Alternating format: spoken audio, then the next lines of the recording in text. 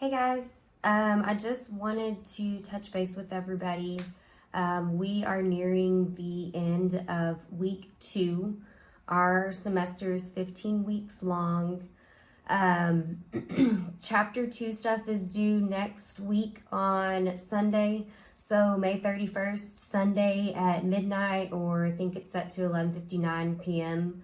Everything is due for chapter 2. That is 2.1, 2.2, 2.3, 2.4, and 2.5. And then the chapter 2 quiz. Today I am going to do a little review for y'all. This is something that I would normally do in class for everybody, but since we can't do face-to-face, this is as good as it gets. So I hope this helps. By now, everybody should be in Pearson. There are a few people who did have problems, but we are working through those problems, and hopefully everybody can get in by the end of the week. If you are having any problems and you have not notified me, please email me as soon as possible so we can get it fixed. Like I said, everything for chapter 2 is due next week. So you got about a week and some days left to do them.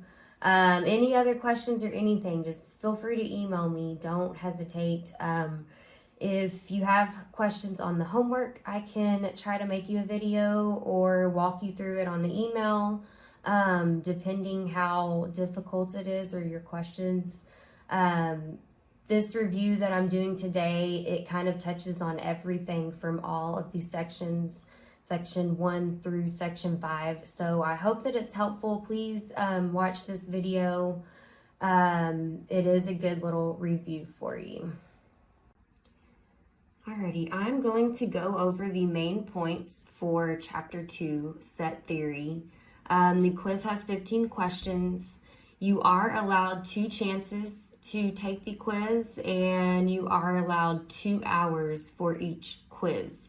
So if you absolutely bomb it the first time, don't worry, you will be able to go back and do it again. All right, so let's get started with the review. The first thing that we're going to talk about is the roster method. Roster method, there are a couple requirements. You have to have the braces, and if there's multiple elements, then you will need to separate the elements with commas.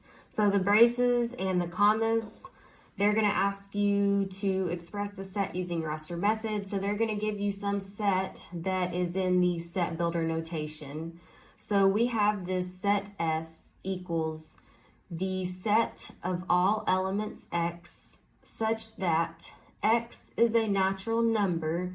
Now, remember real quick, whenever it says that X is an element of the natural numbers, this funky looking N just means natural numbers. Your natural numbers are your counting numbers. So like 1, 2, 3, all the way into infinity. So anytime you see this, you just know that this is a fancy way of saying that you're looking at the positive numbers.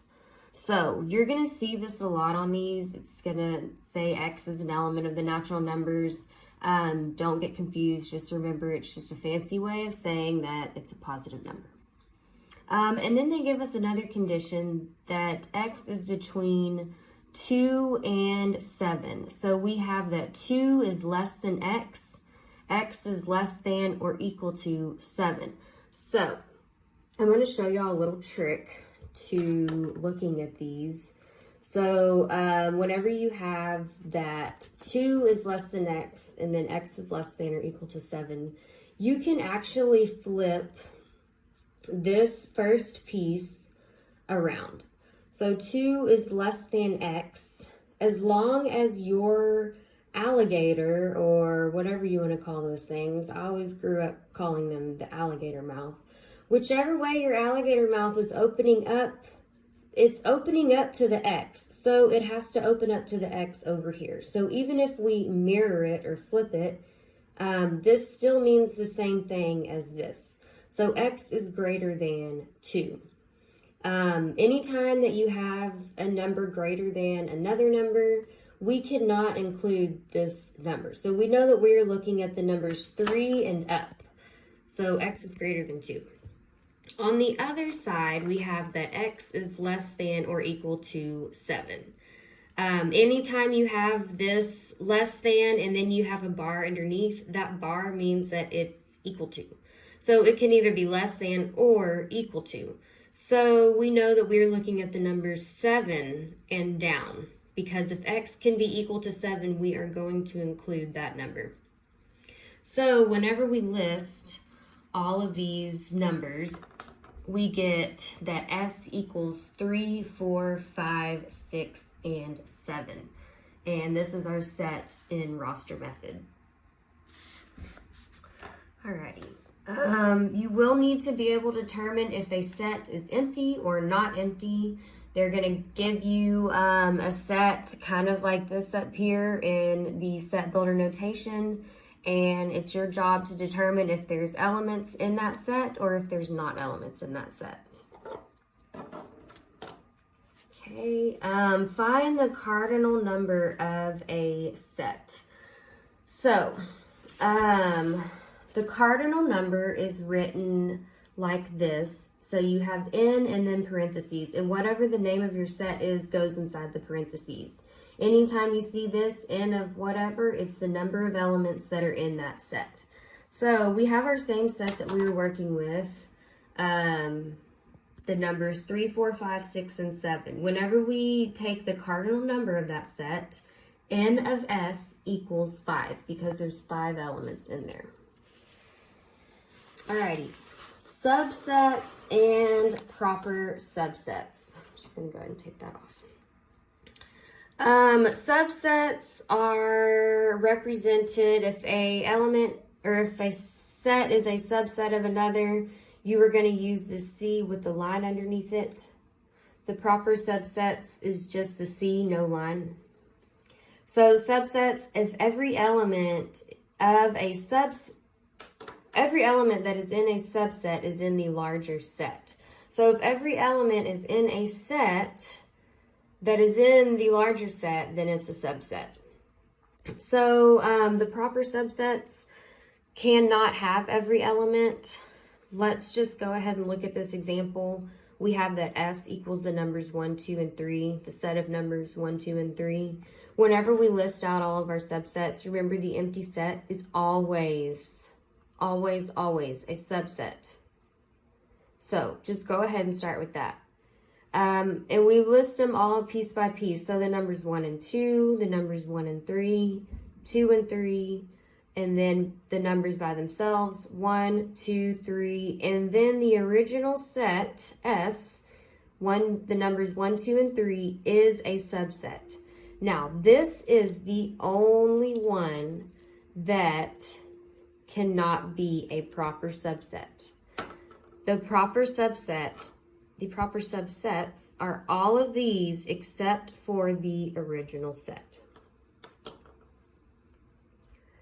So whenever we are using our symbols, they're going to ask you a question. They're going to tell you to put either this or both or neither or something like that.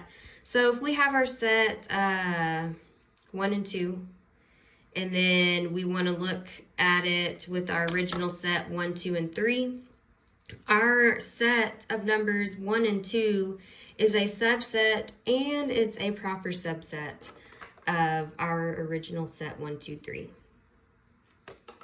Calculating the number of subsets and proper subsets.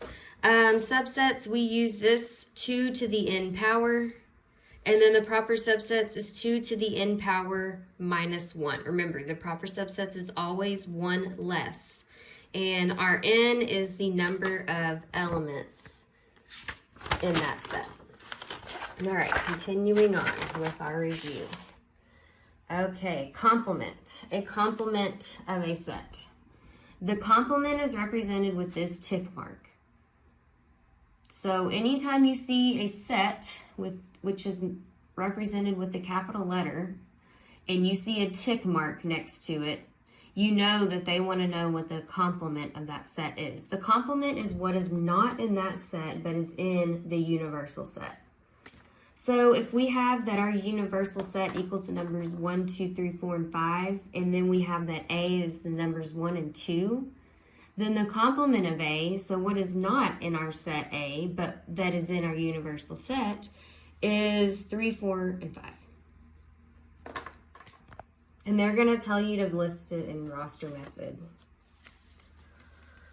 Alrighty, intersection and union. Okay, so intersection is always represented with the word and, because the intersection is this piece right in the middle. It is elements that are in both sets. So the common elements that are in both sets, A and B. If it's only in A and not in B, it's not in the intersection.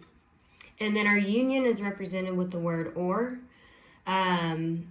So if an element is in A or B, it is in the union. If it's only in A, it's still part of the union because the union is everything. We're going to list all elements from both sets. And if there's the elements that are in this intersection, we're not going to list these twice. They're going to give you a couple different things. They're going to tell you to find the union of A and B, or like the intersection of A and B. They're going to take it even further where they're going to ask for the complement of that. Remember, whenever you find the complement of this, you have to start in the parentheses. You have to first find the union of A and B, find that set, and then you'll find the complement. So what elements that are not in that set but are in the universal set. And then they're going to give you 3 sets, union and intersection, and then they're going to take it even further into something like this. So I did actually work this out for y'all, and I'm going to go through it real quick. So they have that the complement of A intersected with this is another set, so we have the union of B and C complement. So our universal set is the letters A through H. A equals CGH, B equals AGH, and C equals ABDEF. So we have to start in our parentheses. That is critical. Our parentheses is this right here, B union C complement. We have to find our complement of C first. We cannot use this set C to union with B. We're not going to get the right answer. So our complement of C, what is not in C that is in our universal set, we have C, G, and H that is in C complement. We are then going to union this with our set B. B has AGH, C complement has CGH. So whenever we union them, we are left with ACGH. Okay, but we are not done. Don't forget about the rest. We still have this part over here, A complement intersecting that set. So we have A complement intersecting. This is our whole problem. We're going to find the complement of A. A is CGH. What's left is ABDEF. We are going to intersect our A complement with our set that we found up here, ACGH. Whenever we intersect, we are finding the elements that are in common. So the element that is in both sets, the only one is the letter A. Alrighty. They're going to give you something like this with 3 different sets. And they're going to tell you to find the intersection of 2 sets or union or something like that. Remember, the intersection is this entire football. It is 2 separate pieces, so don't let that confuse you. Alrighty, Venn diagrams with cardinal numbers. Just real quick, they're going to give you something like this that's labeled with the Roman numerals. And they're going to say in that problem, it's going to say the numbers represent the number of elements of each region. So you know that there's 21 elements here, there's 10 elements here. That doesn't mean that this element is 21. Don't get confused. So if they say A or B, you know that you're looking for the union of A and B. This is important. They are going to say A or B, so you know that you're looking for the union.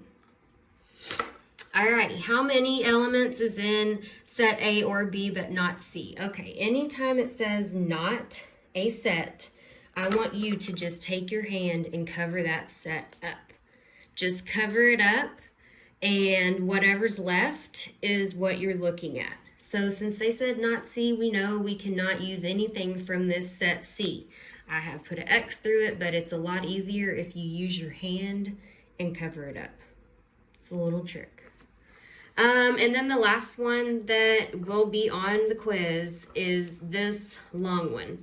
I did not do an example here. This video is already pretty long. If you want me to do a separate video with this, email me and I will do it. But just know that this one will be on there. They're going to give you 3 different sets. They're going to tell you the cardinal number of each of these pieces. So how many elements is in the entire universe? How many elements is in our sets A, B, C? Where the intersections are. So all of these pieces right here. And then this piece right here. I will tell you to start here. Do not start anywhere else. All right, that is all for this review.